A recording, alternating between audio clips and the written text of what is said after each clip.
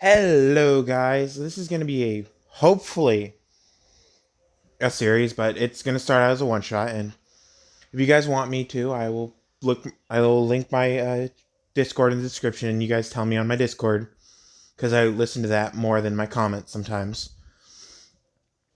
Of you guys want this a series or not?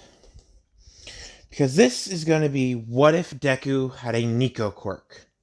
A neko is a cat in Japanese. But this isn't just any kind of cat. This is going to be a horror cat. So during the day, she's a neko and she's all lovely and cuddly. But during the night, if someone walks into the room she wakes up and brings on another personality. So this personality is completely different than her normal personality. She won't have any memories of what happened that night, and she will obviously be super good at hiding the bodies when there is bodies. So we start off at a graveyard, and this girl who has cat ears and a cat tail is crying. She's just not any normal crying. She's bawling her eyes out because she just found out that her mother has died. And yes, it's Izumi Midoriya, and Inko Midoriya just died. And it's not just any death either. Uh, it's uh, a quirk that was out of control from a villain that had a quirk booster. So she passed out at the graveyard, and she was in normal street clothes, and it was currently night at this time. She's 15, 16, just about to go to try to get into UA. And this thing in her mind just kept telling her, put on a mask. It'll be fun. Just put on a mask. So she woke up and walked to the nearest store, costume store, or whatever kind of store you want, and got a mask. A clown mask.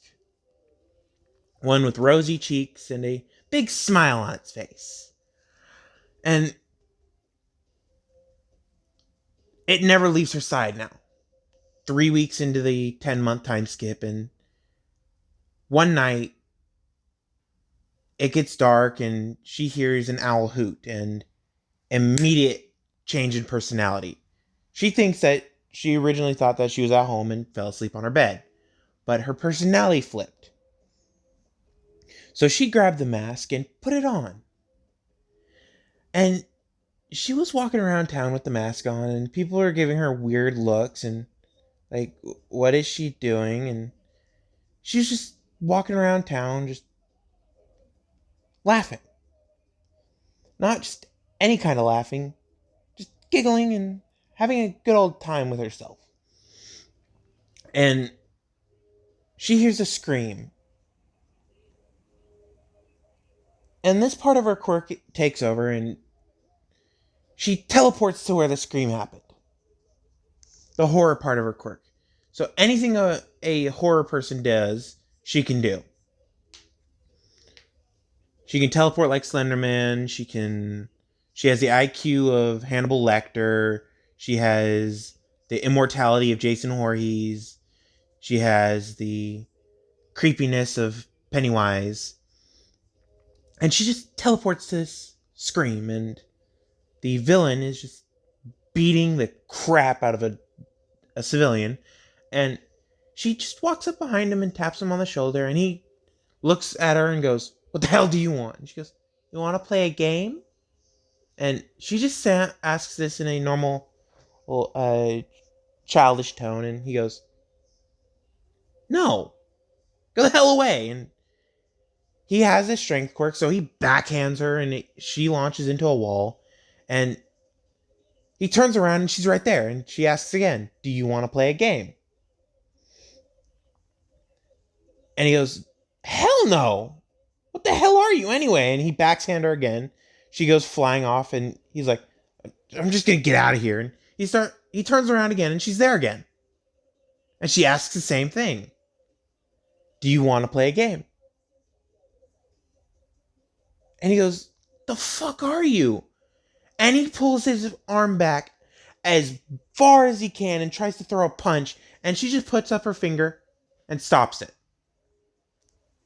And she asks again, "Do you want to play a game?"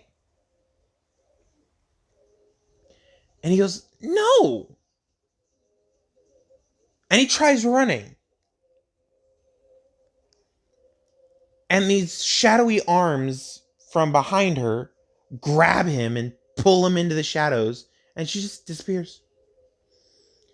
And the woman's like, "What the hell was that?" And she's terrified. And Izumi at this point is still, the normal name of Izumi is still just thinking that she's asleep. And she wakes up and she's at a graveyard.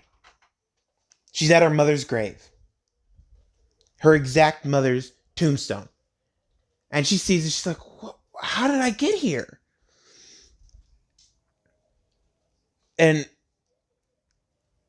on the news, when she gets home, she sees murder. A villain was brutally murdered by an unknown assailant. And she's like, "Oh God, is there another vigilante?" And this happens every night for 10 months, and she gets into the entrance exams, and they already have the dorms, by the way. And she uses her claws and her speed and strength to decimate the robots. Because she still does have the flexibility of a cat, she still does have the strength of a cat, and the claws of a cat.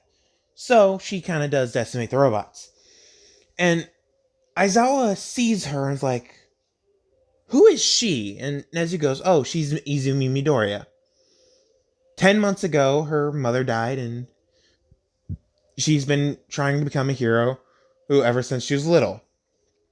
And he goes, "Okay." And he says to Nezu, "I get a weird vibe from her, but if anything, and she has a high enough score, please put her in my class." And he goes, "Sure." And Nezu sees that she got above All Might's score. And he goes, "For just having a cat quirk, she got really high." And Aizawa asks how high, and he says she broke All Might's record. And he goes, "What?"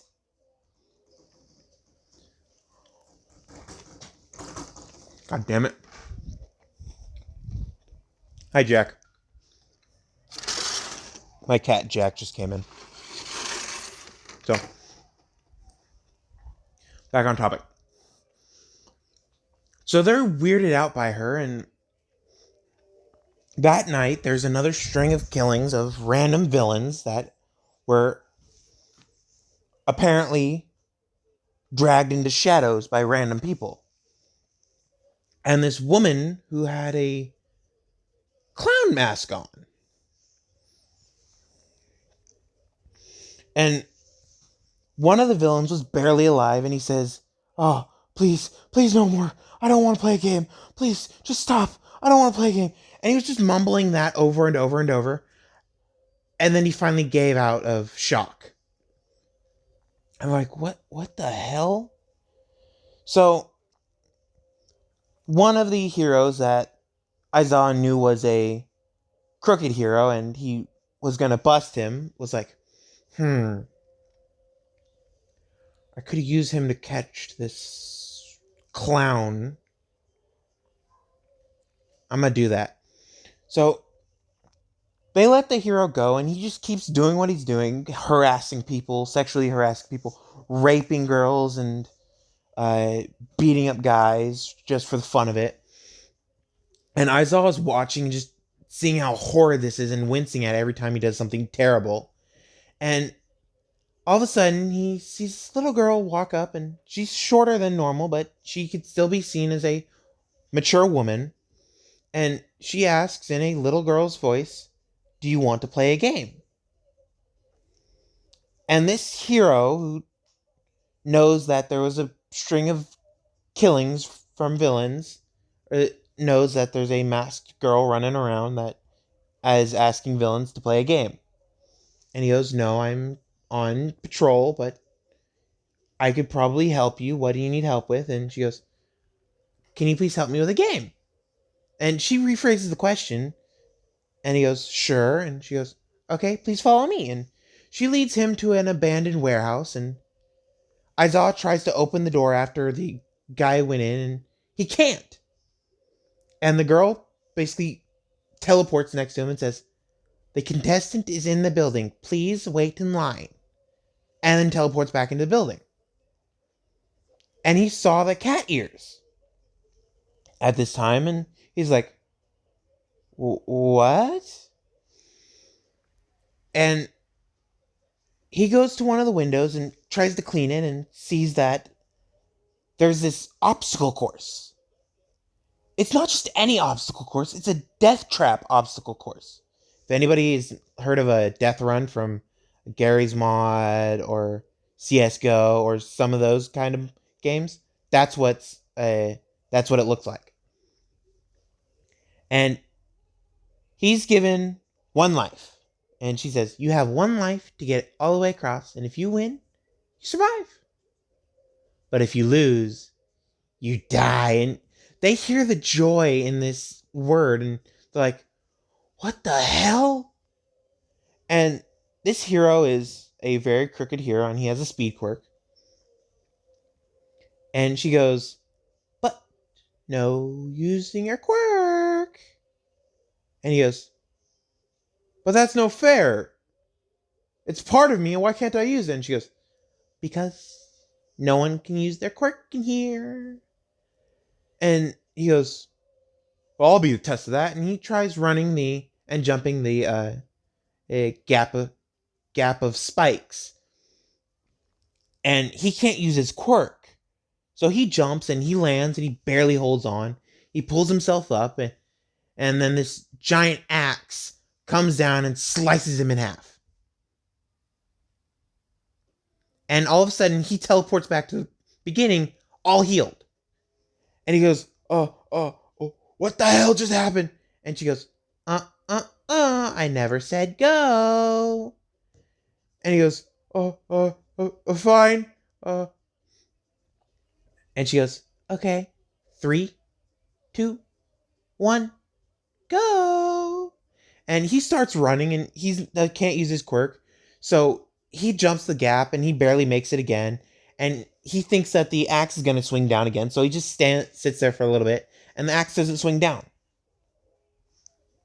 And she's like, "The timer's running out. You better hurry." And he goes, "Oh crap." So he runs, and he gets up on the ledge as fast as possible, and he starts running as fast as possible without his quirk. And he makes it to the end, and she goes, "Good job. Now one last test." And he goes, "Oh God, please no. No, please no." And she goes, "Time to fight." And she changes.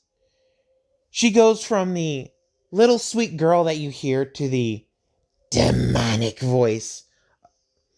And she goes from the little cat girl to the big, bulky demon in front of him. And she has a club in her hand, and he gets a twig.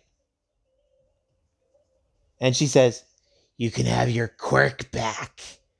And he starts running, and he starts running at her and trying to uh, calm her down by a not actually hitting her, but running around her. And she's like, "I'm bored." And she just uses the club and smashes him. And then smashes him. She does this like 10, 20 times, and he's a paste on the ground. And then he teleports back to where he started. No more paste on the ground. And he's perfectly healed.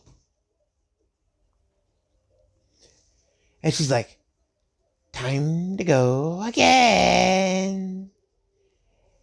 10 deaths later, he finally gets his arms, legs, and chest completely shattered. So all the bones in his body are completely shattered except his skull. And he gets thrown out of the building like a rag doll. And she goes, have fun. Come back tomorrow. And the sun comes up and she disappears. And Izumi's supposed to be at the dorms, and everybody runs over to Izumi's room at 7 o'clock and asks, hey, Izumi, are you awake? And she walks in through the door saying, oh, God, I woke up at the graveyard again. They go, what, why do you wake up at the graveyard? And she goes, I don't know. Some days I wake up at the graveyard, some days I wake up in my room. I don't know. And she has a raging headache, like she just drank a ton of alcohol, and she's not a non-alcoholic, so she doesn't drink alcohol. And they go, are you okay? And she goes, I have a massive hangover, and I never even touched a bottle of alcohol in my life, so I don't know why. And Aizawa comes back saying, okay, class, we don't have class today. And they're like, but it's the first day. And he goes, if you want to go to orientation, go to orientation. But I need to talk to you, Izumi. And she goes, sure, whatever. And she walks into his office. He goes in after her and says, if anybody interrupts this meeting, you're expelled. And they all go, oh, yes, sir. And they go on their day. And he walks in and says, Izumi, where were you last night? And she goes, I was here asleep. And then I woke up at the graveyard. And he goes, okay, so you didn't go into an alley and then abduct a hero. And she goes, what? I just fall asleep and then sometimes randomly wake up in the graveyard. And he goes, okay. So the next time you fall asleep, I want you to wear this. And she sees this little watch and she goes, what is this? And he goes, I have a hunch. I don't know if it's true though. I just want to make sure it's not true. And she goes, okay. And she takes the watch, puts it on, and it locks. It won't come off. And she's like, what the hell? Why won't it come off? And he goes, it'll come off in 24 hours. So have a good day, and I'll talk to you later. And she goes, okay. And so 12 hours later, she's finally sleepy again, and she falls asleep, and the sun goes down. And Aizawa keeps an eye on the tracker of the watch and looks at the status of Izumi. And the watch says that it's still on her. But she's not in the room. And he looks at the tracker and it shows her across town. And he's like, I just checked it 3 seconds ago. How the hell did she get across town? And he calls Midnight saying, there's a girl near you that might be wearing a mask and she's wearing a tracker. So I sent you the tracking data. So keep an eye on her. And if my hunch is right, we need to keep an eye on her severely. And Midnight goes, okay. So she takes her phone after hanging up and goes onto the tracker and sees that she's right next door. And all of a sudden she hears a scream from one of the alleys. And she runs into one of the alleys and it's a villain. It's a well-known villain that everybody is afraid of. And all this little girl is saying is, do you want to play a game? And this villain, being Overhaul, saying, hell no. And he tries grabbing her. Every time he grabs onto her, she disappears. Every time he blinks, she disappears. And he goes, "What the hell are you?" So he keeps his eyes open and he grabs her by the neck and uses his quirk, and Midnight is told to just watch and not actually do anything. And she goes into a puff of red. And then Midnight blinks, and all of a sudden Izumi's behind uh, uh, Overhaul, and she goes, "Do you want to play a game?" And he flips around, and she's perfectly fine behind him. And he goes, "What the hell?" And she goes, "Do you want to play a game?" And he goes, "No, I don't want to play a game with you." And she goes, "Fine. Does your entire organization want to play a game?" And he goes, "No, hell no." And she goes, "Okay, see you in 24 hours. And her head turns a whole 360 vertically. So her neck goes forward and turns her head, and it just goes back into position like nothing ever happened. And Midnight is on the roof vomiting at the sight of this because she heard the snapping of the neck and the cracking of the bone and just saw it turn. And she calls Aizawa going, "What the hell kind of child do we have at UA?" And he goes, "What do you mean?" And she says, "She's a monster. I'm not saying with her quirk. I'm just saying in general. She's a monster." And he goes, "Did you record it?" And she goes, "Yes, but I can't look at it anymore." And she sends him the video. He sees the video and is like, "Oh God, what the hell?" And so he tries something, and it's currently midnight, and Izumi shows back in her room, and he walks up to her room and knocks on the door, and she slowly wakes up, being like, "Oh God, it's midnight." She walks to the door and asks Aizawa, "What do you want?" And she doesn't even know she's stripped down naked because of Overhaul's quirk, because he blew everything up, including the clothes, and she's just reformed behind him. And she's currently naked, and Aizawa sees this and has a trickle of blood down his nose, going, "First off, can you please put clothes on? And second off, can you please come to my office?"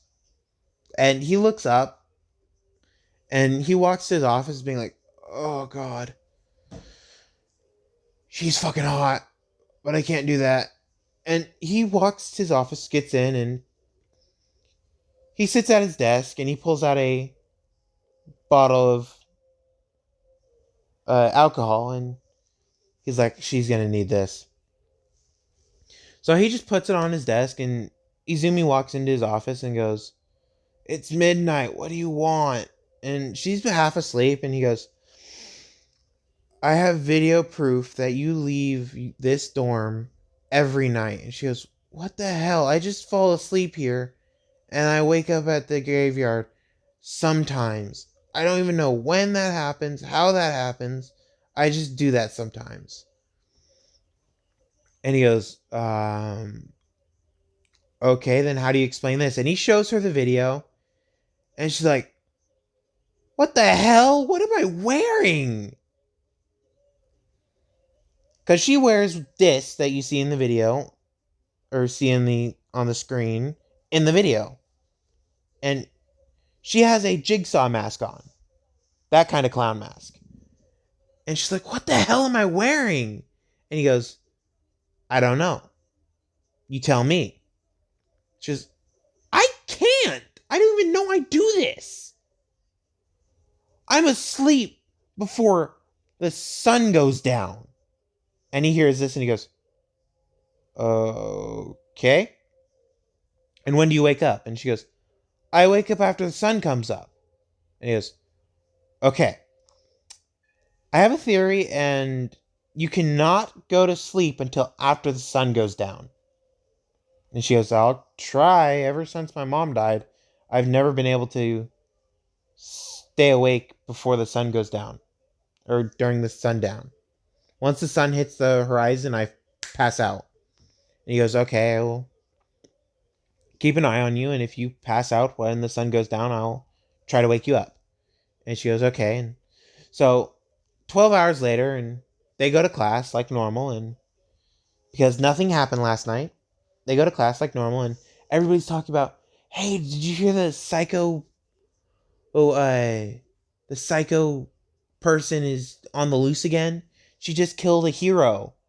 And they're all talking about this. Like, Izumi's like, what? Every time she hears the name of the killer, she gets a fog that rolls over the name, and she can't hear the name. Like when Ichigo tries to hear Zangetsu from Zangetsu in his mind. He can't hear Zangetsu's name. And she can't hear the name of the psycho killer. Like the psycho killer can't hear Izumi's name. It's a mental thing for them. But later that day, it's close to sundown, and she's yawning and really tired. And she's like, Aizawa, can I please just go to sleep? And he goes, no. You must stay awake until after the sun goes down. And her eyes slowly shut, and she's about to nod off, and he goes, Oi, prom child, stay awake. And she's like, friggin' okay. Jeez. And the sun dips below the horizon. And it's completely gone from the sky, and she's out. And then she disappears. She fell asleep 1 second, and Aizawa blinked, and she's gone. And he goes, okay, so we need to find a better solution to keep her awake. And he looks at the tracker and sees that she's in her room. He goes, okay, let me run up there and see what's happening. So he knocks on the door, and this little girl's voice comes through and says, you aren't that childish. You can't play a game with me. And it's gone. And he knocks on the door again, and it's not there. No answer. He looks at his phone and sees the tracker is gone. So he starts running rooftop to rooftop as fast as possible to get to the tracker, and he gets to the Yakuza's main base. And he just sees Izumi walking into the main base, just being la-di-da-di-da. And she just starts singing a song. Ring around the rosy. Just in that soft of a tone in a little girl's voice.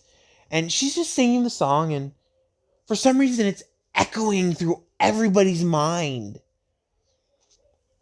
And it's starting to get everybody in the base terrified, and some of them start running out to see where it's coming from. And they see this little girl, and she goes, ooh, first people to play with. And all of a sudden, she just walks up and taps them, and they're gone. And she does it for everybody. She walks into the base, and everybody whose allegiance is with Overhaul gets tapped, and they're gone. But everybody who doesn't like Overhaul and prefers the old ways stay. And they just back up from her, and she goes, you're not worthy of playing a game yet. And she goes to the room that the old man is, and she's like, I want you for later. And she just taps him on the forehead, and he wakes up, and he's in perfect health and condition. She goes, hi, bye. And she just disappears. And he's like, what the hell happened? And Aizawa runs in, asking the gang members if what they saw was a little girl with a clown mask on. And they all say, yeah, and she went that way. And they point further down into the basement, knowing that if he goes further any further, he's going to see what they do and how illegal it is. And they're going to get arrested. But at this point, they don't care because they're absolutely freaking terrified. And I'll be right back. I got to eat something. I'm getting hungry. And I'm back, by the way. And Aizawa's like, there's got to be a way to stop her.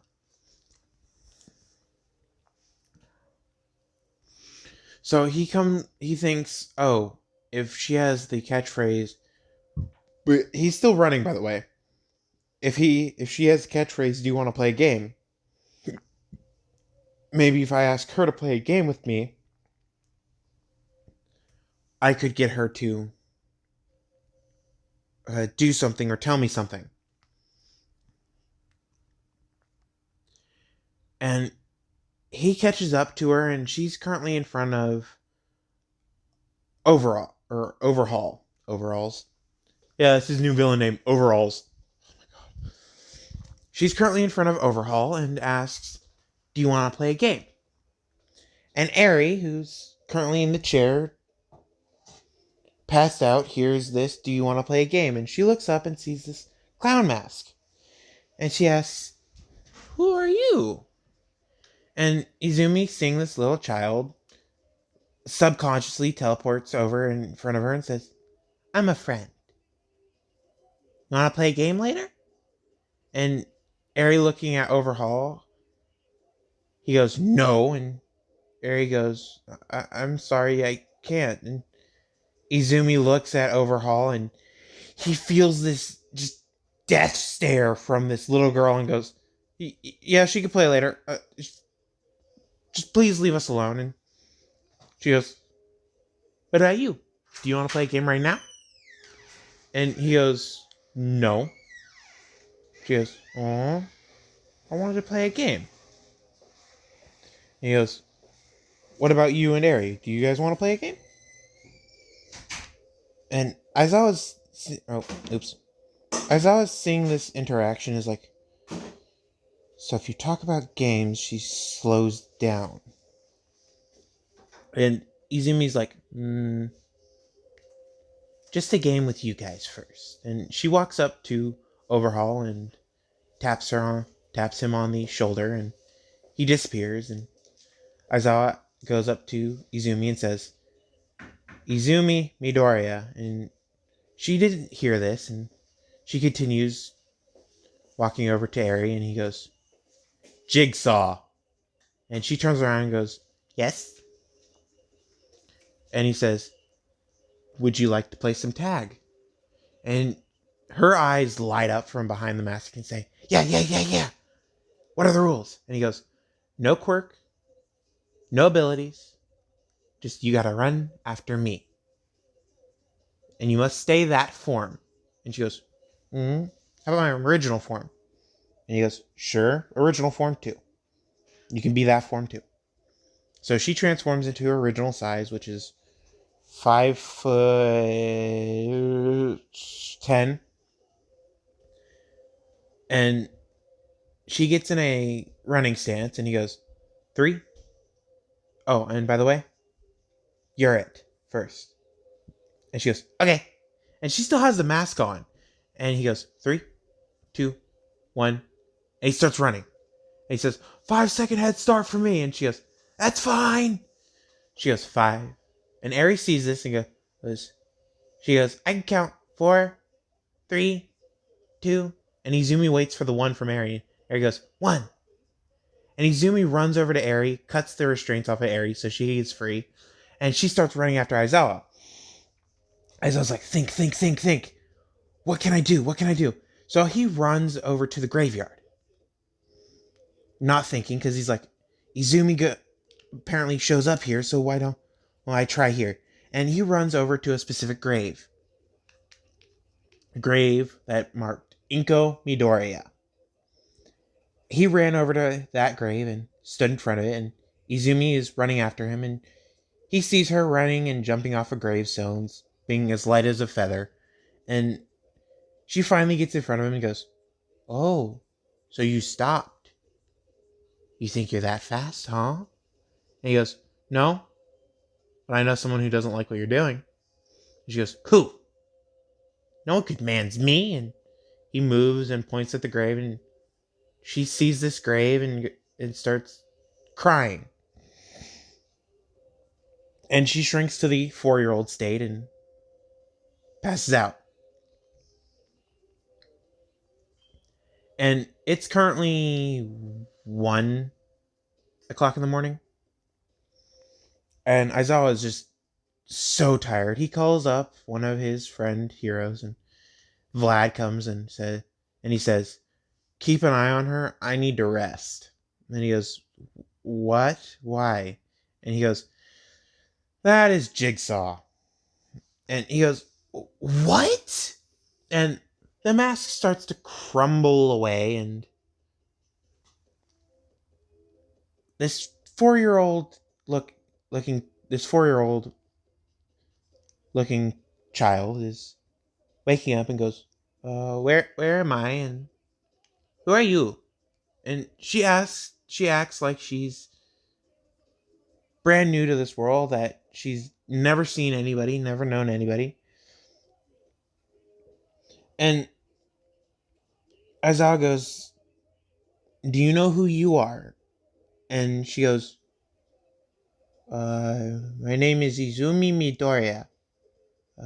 My hero name is gonna be Jigsaw.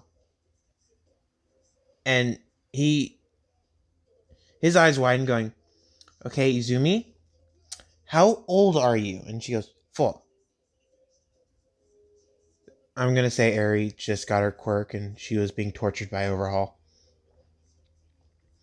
And he goes, okay, Izumi, can you please come with me? And she goes, well, where's my mommy? And she starts looking around, and she sees the word Inko on the gravestone, and she reads it, and it says Inko Midoriya.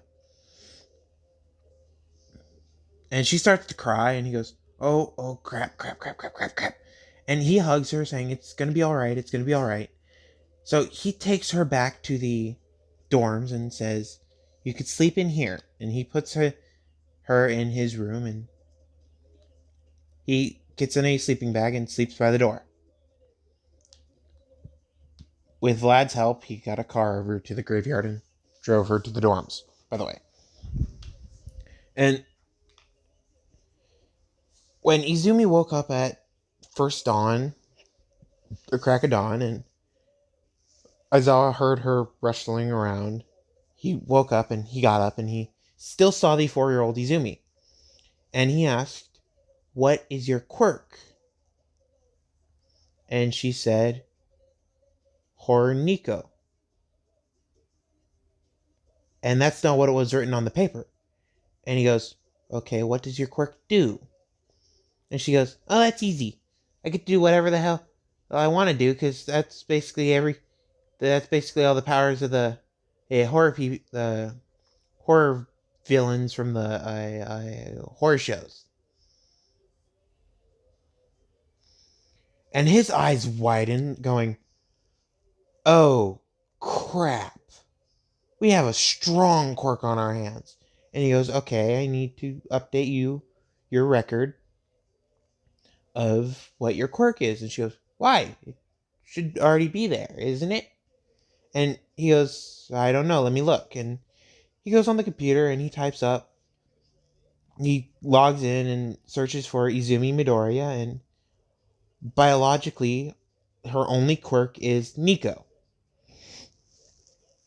And he goes, no, it just says Neko on here. And she goes, oh, well, can you change it for me? And he goes, sure, I will change it. And he's acting like a father figure to her. And this is probably like 3-4 days into school year. And he gets a call and he picks it up. It says, hello, Aizawa. And he's still typing.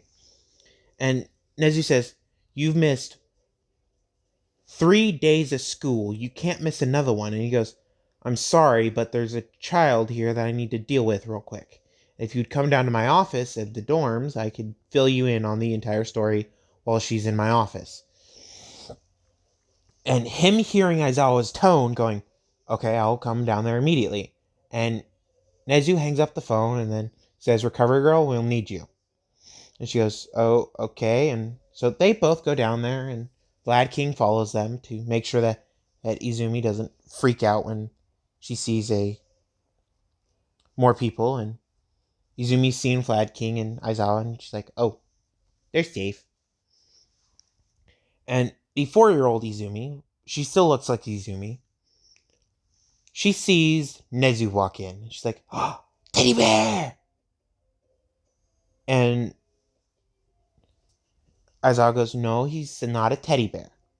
And he pulls a little stuffed cat out of his desk, and he says, this is a teddy bear. And he throws it to her, and she goes, no, silly. This is a kitty cat.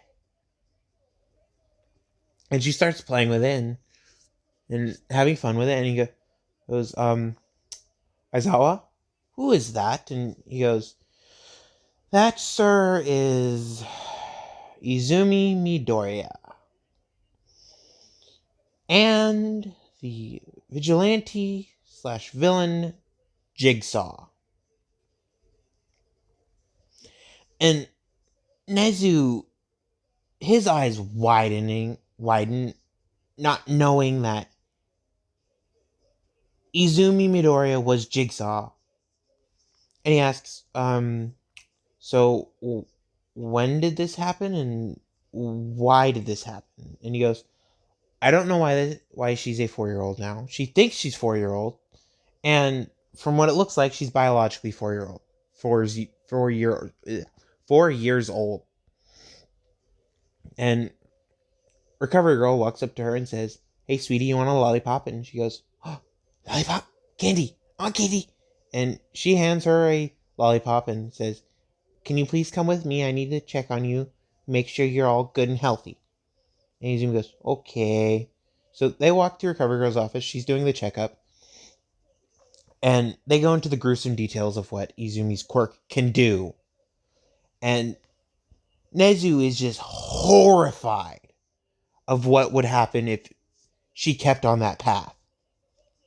And Aizawa says that she didn't answer to the name Izumi Midoriya while she was in the vigilante / villain mode, apparently.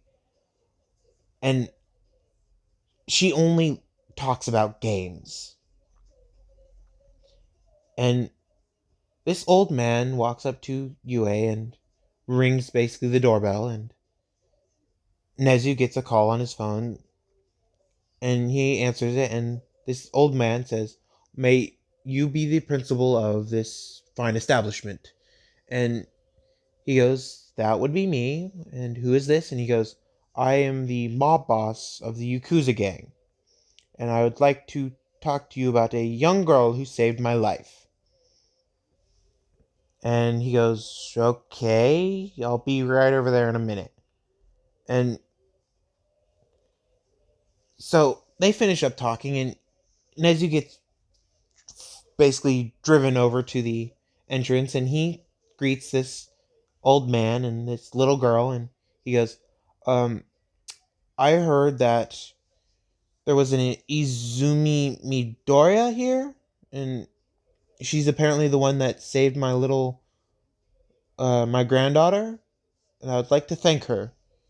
And Neji goes, about that, we're having a little trouble with her quirk. And Eri goes, can I play a game with her? She looks fun. And Nezu goes, and Izumi hearing that Eri's voice, because she remembers Eri's voice from the slight Jigsaw memories, she teleported to Eri. It's like, friend! And everybody's like, wait, what? And Eri goes, yeah!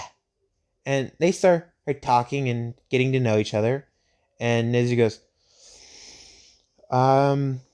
yeah, about that, can you please come to my office? And the mob boss goes, sure. And they go to his office, and they take Eri to Recovery Girl, so Recovery Girl can continue the checkup on Izumi. And make sure that Izumi's Izumi and not an imposter. So they finish their checkup with Izumi, and Izumi's like, "Can we go play outside?" And Ricardo goes, "Not yet, but I do have a lollipop for you if you stay here and play in this room for a little bit." And she goes, "Oh, lollipop!" And she looks at Eri and says, "You want a lollipop?" And Eri goes, "What's a lollipop?" And Izumi goes, "Oh, they're good. You want a lollipop?" And Recover Girl starts to laugh because this is the natural well, actions of a toddler and a 4-year-old of suggesting people things that they like and they should try. So Izumi gives Eri a lollipop after Recover Girl gives her 2 lollipops, and they start sucking on a lot. They both start sucking on lollipops, and Eri's like, "This is good." And they continue to talk, and Recovery Girl goes, "I'll be back in 1 minute, or roughly a minute, and I'll tell you if you guys can play outside." And they go, "Oh, okay." And so she goes to Nezu's office and knocks on the door. He says, "Please come in." And Nezu's explaining the situation with the quirk that they're having and how bad it got.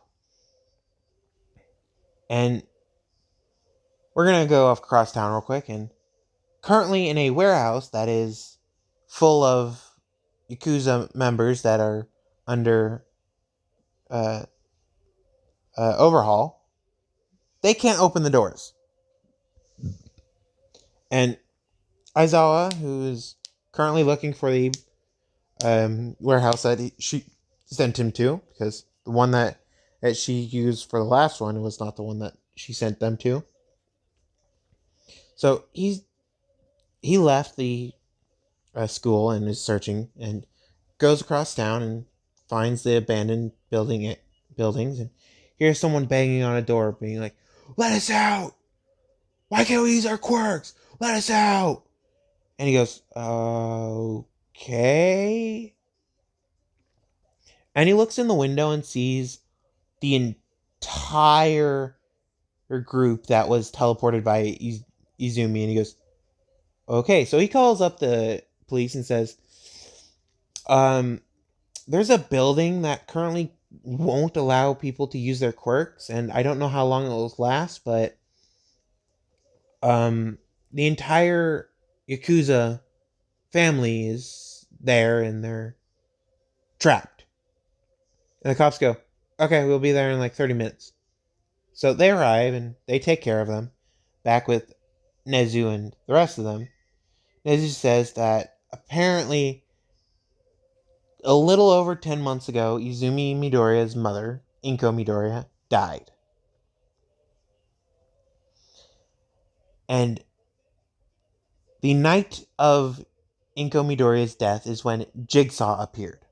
Or not the night of the death. Like 3 weeks after, the night or the day that the funeral happened is the night that Jigsaw appeared. And the boss is like, "Okay, why does this affect me?" And he goes, "From the pattern we had of Jigsaw, she was looking for a specific individual. And this one specific individual was one of your subordinates that lost control of their quirk, using one of your drugs to power it up." And he goes, "I've been in a coma the last 3 years." And Nezu goes, "So Overhaul has been doing all the illegal stuff." And he goes, "Yes, I cannot be held responsible for anything for the last 3 years because I've been in a coma and on death's door in a death-like state for the last 3 years." And Nezu goes, "Okay, I'm glad we got that sorted out. So we need your help." And he goes, "What is it?" And he goes, "There's a bullet that Overhaul created, and sadly he used your daughter for, and we need it. Or your granddaughter for. We need it." And he goes, um, Everything that Overhaul created, I destroyed immediately. And he goes, oh, damn it, we kind of needed a quirk canceling bullet. Ah. And he goes, why would you need a quirk canceling bullet? And Nezu goes, some quirks are so strong that they take over someone's mind. Remember the name Jigsaw? And he goes, yeah. And Nezu says, the last 10 months, roughly 10 months, the name Jigsaw has struck fear in all crooked heroes and villains alike. No one has seen Jigsaw besides heroes and the occasional civilian, but they go mad shortly after seeing Jigsaw. And we're currently trying to find a way to stop Jigsaw. And he goes, why would we stop Jigsaw? And Nezu says, Jigsaw has been getting more and more brutal with her executions and treats them like a game. And he goes, okay, what does this have to do with me? And Nezu says, your little girl, Eri, and I'm sorry to bring her into this, is the only thing we've found that calms her down. We would like to borrow Eri every night so we can calm down Jigsaw. Because it seems like Jigsaw comes out at night. And the sun's going down currently because it's close to the evening and they've been talking the entire day. And Izumi and Eri are currently playing in Recovery Girl's office. And Recovery Girl walks up to the door and knocked. And she gets let in. And Nizu says, so what's her condition? And Recovery Girl goes, she's a 4-year-old. And Nizu goes, okay, anything else? And she goes, yes, her quirk has changed. And Nizu goes, what do you mean changed? And she says that her quirk changed from a neko, because it was just neko when she first started UA. Remember when we had the checkups for all the potential UA students? And he goes, yes. It was just neko then. And he goes, okay, what is it now? And she goes, exactly what she said, horror neko. She can do anything a horror villain can do. And the mob boss, who's being told that he could help stop one of the well-known villain killers with just letting them borrow his granddaughter every night. And he goes, why don't we try one night where they're apart? And if Jigsaw comes back, I'll gladly allow you to use Eri every night for the time that you have Jigsaw's problem. And Nezu goes, thank you, I would love to try that. And Nezu looks outside and goes, oh crap! And he goes, what are you talking about? And he goes, Izumi falls asleep right when the sun goes below the horizon. And he runs over to Recovery Girl's office and sees Eri and Izumi sleeping on the bed. And he goes, let's hope this works. And the mask appears on on Izumi's face, and it's just the clown mask, and she wakes up and sees Eri and then falls back asleep, and the clown mask disappears. He's like, okay, that worked. Woo, that worked. And he runs back into his office being like, okay, so turns out Eri does work. And they go, what do you mean Eri works? And he goes, so the mask appears She wakes up, she saw Eri sleeping, and she went back to sleep. And they all look at him going, okay, anything else? And he goes, no, the mask disappeared after that. I think Jigsaw went back to sleep. And they go, okay. So Nezu says, we're going to train Eri here on UA campus, and we're going to train Jigsaw on UA campus and make sure that they're heroes, not villains, or, in your case, mobsters, or vigilantes. Because we don't want that in this society. We want a society full of people who follow the rules and know how to get things done. And the mob boss is like, okay, I agree to this, but as long as you allow me to see Eri once a week, and she gets adopted by someone who can stop her quirk if it goes haywire. And they all ask, what is her quirk? And he goes, I think it's a time quirk. I don't remember. Because she has a mutation. She has a horn on her head, and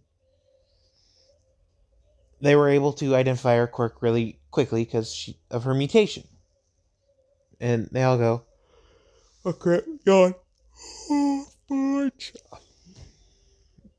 They go, okay, we understand. We'll allow you on campus once a week and to visit Eri. And Aizawa, who finally got back from the uh, uh, the building, says, whatever happened a few minutes ago, it unlocked the building with Overhaul in it. And Nezu goes, okay, that could be a very complicated situation. And Aizawa goes, what do you mean?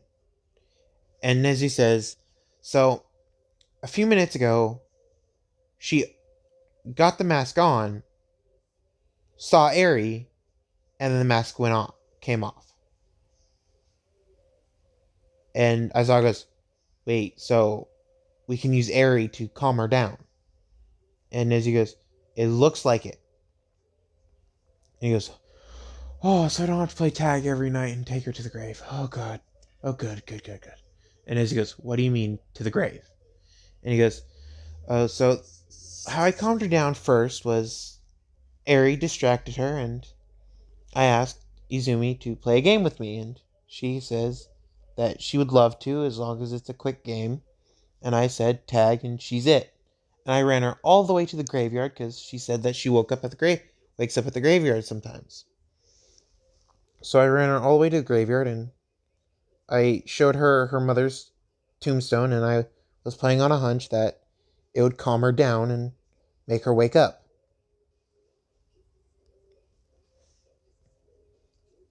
And Aizawa says that it worked, and if she does go out of control, one of the heroes needs to ask to play a game with her, preferably tag or truth or dare. And they go, why truth or dare?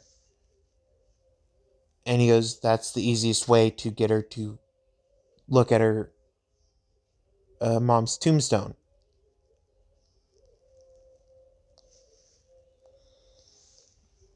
And Nezu's comprehending this and going, oh, okay, so Eri and her mom's tombstone is going to calm her down. And he goes, apparently, so we now skip to a few days later, and Izumi, who is as smart as a teenager, because she still does have schooling, and she remembers all the knowledge that she got from the schooling, goes into the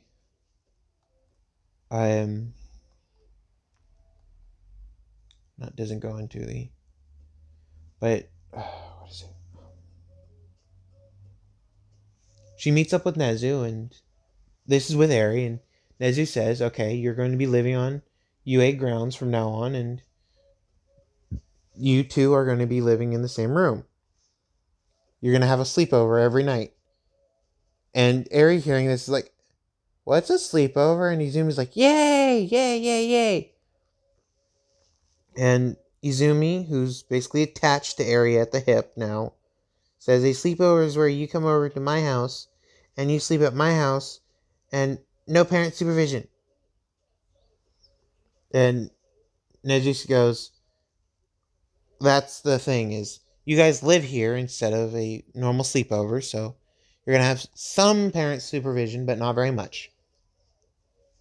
And Eri goes, aww. Or no, not Eri. Izumi goes, aww. And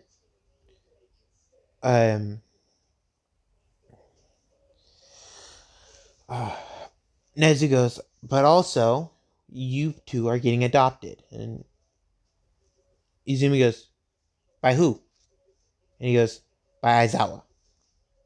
And she goes, oh, the one who can't tell a kitty cat from a teddy bear. And he goes, oh, come on. It's a general name for a stuffed animal. A teddy bear. And she goes, no, that was a kitty cat. A stuffed kitty cat. And she started giggling and having fun messing with Aizawa. And Nezu sees this and goes, okay, so she loves playing games. And Nezu says and asks both of them what are their favorite games. And Eri, not knowing many games, goes, what kind of games are there? And Izumi's like, oh, my favorite game, hold on, Eri, I'll get back. And she just thinks and goes, all of them. Oh. And he goes, okay, and what about you, Eri? And so Izumi explains what games are and what games are supposed to do and how games are fun and are supposed to be fun. And she goes, oh, I don't know. I haven't played many games. And so Izumi says, it's my personal goal to make you play games now. And so we skip 6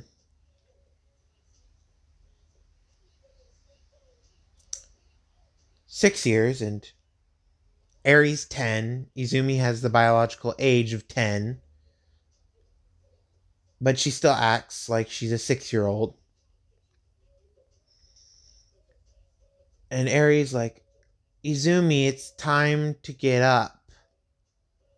And Izumi's like, oh, Eri, come on, let's just sleep a little longer. And she's like, Izumi, it's time to get up. And Eri's the adult, basically, in this little group of friends. And Izumi finally gets up and goes, but come on, Eri. And Izumi acts childish, but when it comes to Eri's safety and now Aizawa and Midnight safety, because they've adopted her and Eri, she's ruthless. So when Eri was 7, she was walking down the street and with Aizawa and Midnight, and Izumi was walking down the street with them in a little dress that she was wearing. And Eri tripped and skinned her knee. And Izumi's like, oh my god, are you okay? And she ran over and picked up Eri and saw the blood dripping from her knee and put her hand on the cut, and the cut disappeared. And then Izumi got the cut on her knee.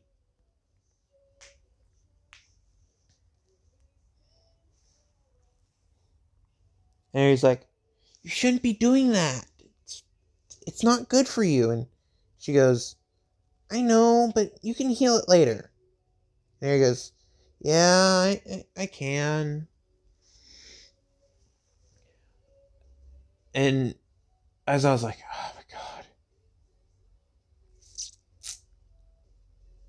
If they weren't the ages of 7, we wouldn't have to be doing this. And Izumi would be an adult already if she wasn't so young again, and Midnight bumps him on the side, going, "You know you wanted children, especially one with a neko quirk."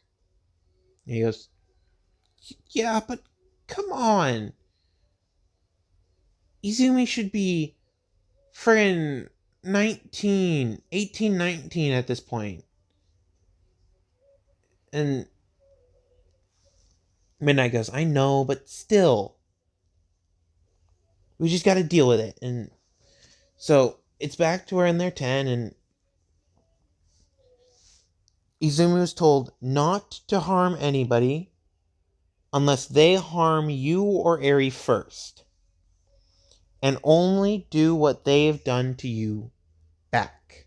So an eye for an eye, a tooth for a tooth. And so she's gotten used to that, and she understands that concept, and even the Jigsaw side of her understands that concept.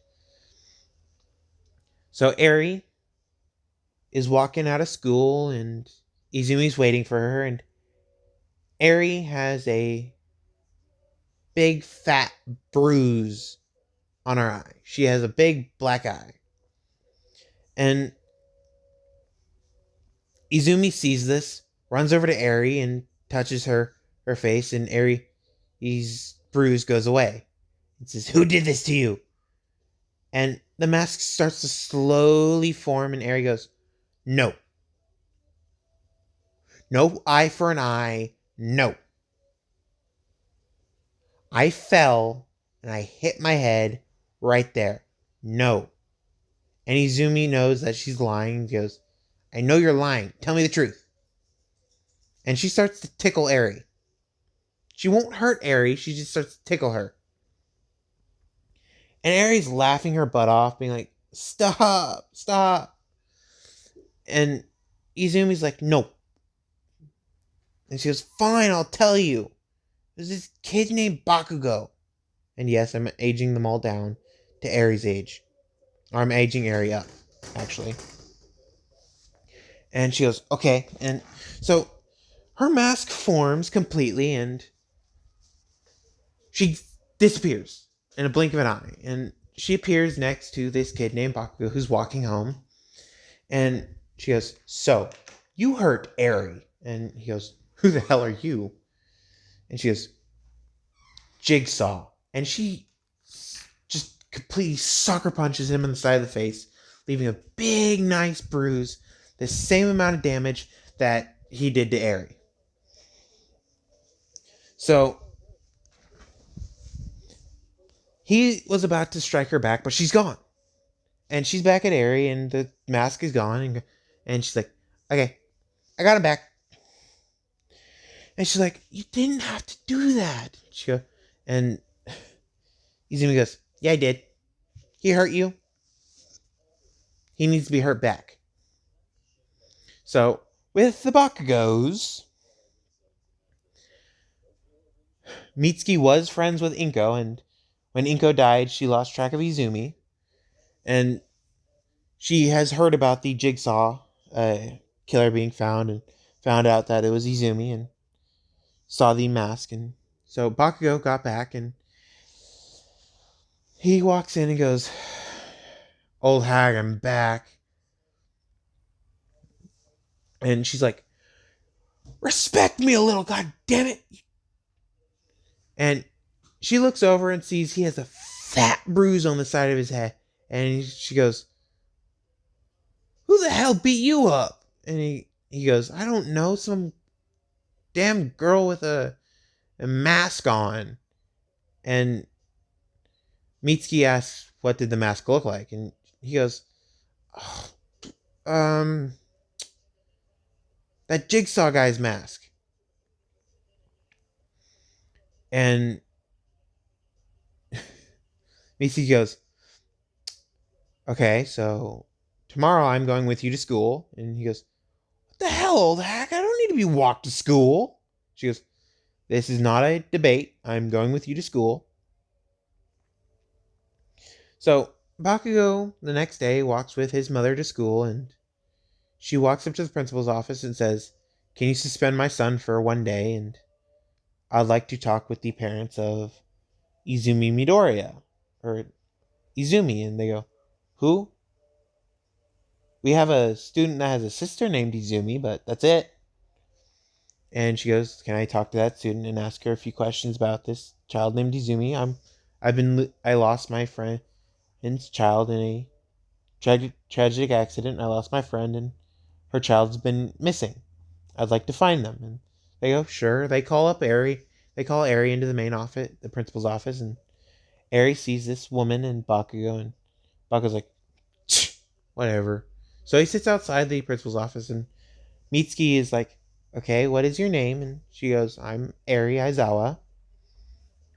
And she says, do you know a person named Izumi? And she goes, yeah, she's my sister. And Mitsuki, forgetting what age Izumi is, and she asks, what's Izumi's age? And she goes, oh, mine. And she looks at the principal, and the principal says 10. And she goes, oh, okay. Do you know the original name of Izumi? And she goes, Midoriya, I think. And Mitsuki's eyes light up, going, okay, can you mention her to call me? And she hands a business card to Eri, because she is a lawyer in this one. And she goes, okay, and who may you be? And she goes, I'm a friend of her mother's, her biological mother's, Mitsuki. And she goes, oh, okay. And she walks off and goes back to class. Later that day, Eri walks out of school and sees Izumi and goes, you gotta call somebody. And Izumi goes, who? And she hands the business card over and goes, you need to call this person named Mitsuki, I think. And Izumi goes, oh, Auntie? She calls up the number and says, and Mitsuki answers and goes, hello, Mitsuki Bakugo. And Izumi goes, Auntie, is that you? And Mitsuki goes, Izumi? And she goes, yeah. And Mitsuki starts crying, goes, Izumi! Oh my god! Where do you live? I want to talk to you. And Izumi goes, I'll be there in 2 seconds. And she grabs Eri and teleports over to Mitsuki, right next to her, because Mitsuki's at her office currently. She has to work that day, and she appears in Mitsuki's office, and Mitsuki's still on the phone going, where are you? And she goes, right behind you. And Mitsuki turns around and freaks out, going, oh my god, oh my god, oh my god, oh. And Izumi goes, hey, Auntie, and it's nice to see you. And Mitsuki goes, you look so much younger than you did last time. And Izumi goes, eh? And she asks, how do you know me? Truly. And she goes, you knew my mom. And your mom's name is? And Izumi goes, Inko Midoriya.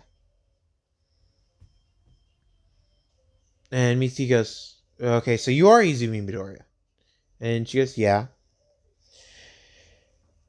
And they continue talking for a little bit, and they finally go home, and Aizawa asks, why were you guys gone so late? And Izumi yawns, saying, I met up with my aunt. It's been a while. And he goes, okay, and what's her name? And she says, Mitsuki Bakugo. And he goes, okay, I'll contact her in a little. Go to bed. And they both run to their room. And they both hop in bed with their night clothes on. And they cuddle each other, because they cuddle each other every night. And I'm going to end it there. Hopefully you guys enjoyed this part. I went way in depth with the backstory. Hopefully, you guys enjoy this much of a backstory, but she's gonna get more control over her quirk the older she gets. So she's acting like a 6-year-old when she's 10. So when she's 11, she's gonna act like a 7-year-old, and so on and so on. So she's gonna act 4 years younger than she actually is, biologically. And she's gonna be very overprotective of the people she calls family. Very, very overprotective. So, talk to you guys later.